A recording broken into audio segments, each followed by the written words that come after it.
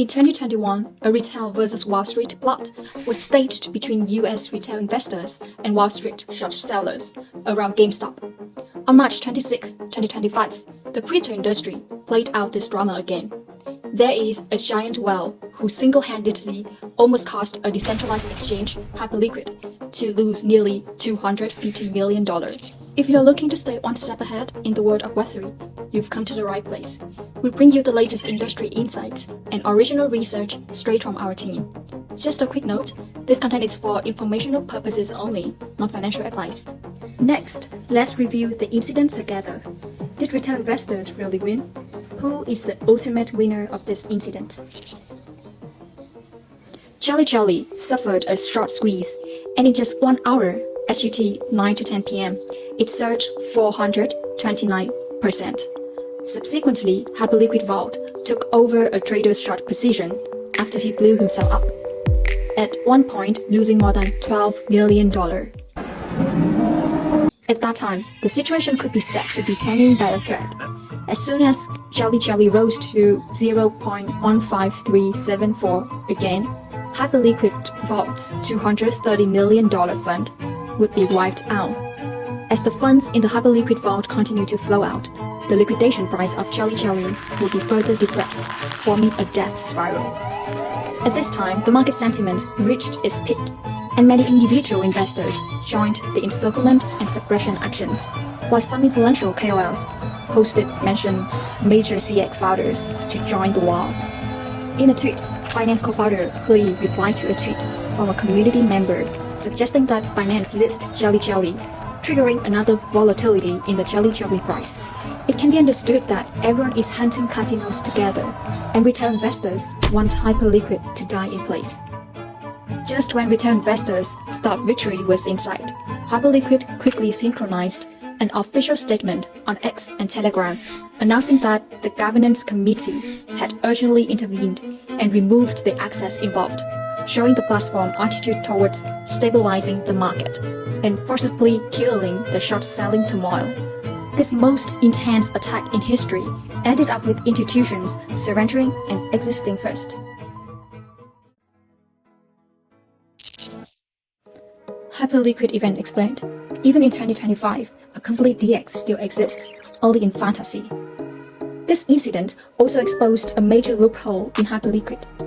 It allows large positions to be opened on small-cap, illiquid coins that cannot be picked up by a counterparty at the time of liquidation.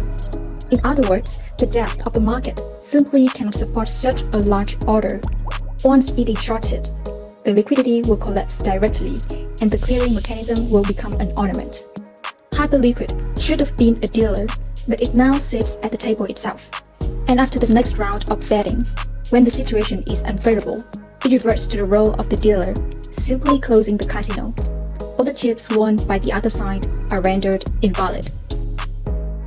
The market's belief in DEXs had collapsed, and Hyperliquid has made decentralization particularly ironic. The governance committee says to change the rules, and when it says to close the trading pair, it closes the trading pair, even faster than many CEXs. Somehow, people begin to wonder whether the so-called decentralization is only effective when the market is stable. And once the market gets out of control, it will become whatever you want. Crypto exchanges are essentially the casinos of the market, and whether it's a CEX or a DEX, they need to centralize liquidity to provide trading services, so it doesn't really make a difference. If you just look at the label decentralized, DEXs seems to be more secure because the access are always in your wallet, and you don't have to worry about the decentralized institution misappropriating them. Coupled with the AMM mechanism, DEXs ensure the viability of decentralized trading. But the disadvantages are also obvious. Poor liquidity, large slippage, impermanent loss, and a mediocre experience.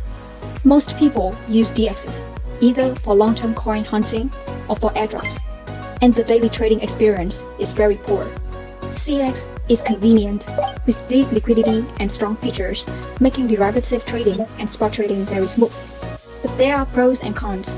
Once you deposit money, the life and death of your access is no longer in your hands. The the zeroing out incidents like the Mt. Gox hack and the FTX collapse happen too often, and no one can guarantee that the next one won't be the CEX in your hands. DEX and CEX are not in opposition.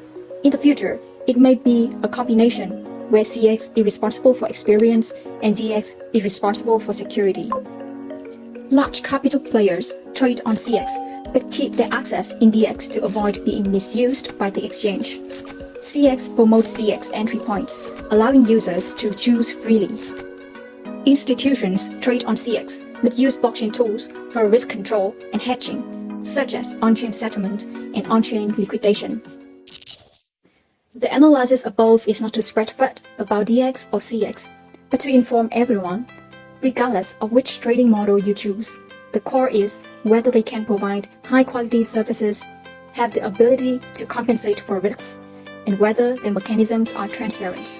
At the same time, we also look forward to continuous technological upgrades for both DEX and CEX in the future, enhancing security so that users can enjoy the smooth experience of CEX while also using DEX to ensure the safety of their access.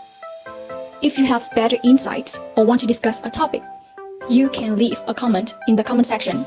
Subscribe and like CoinStore official channel. Stay ahead of the market and see you in the next episode.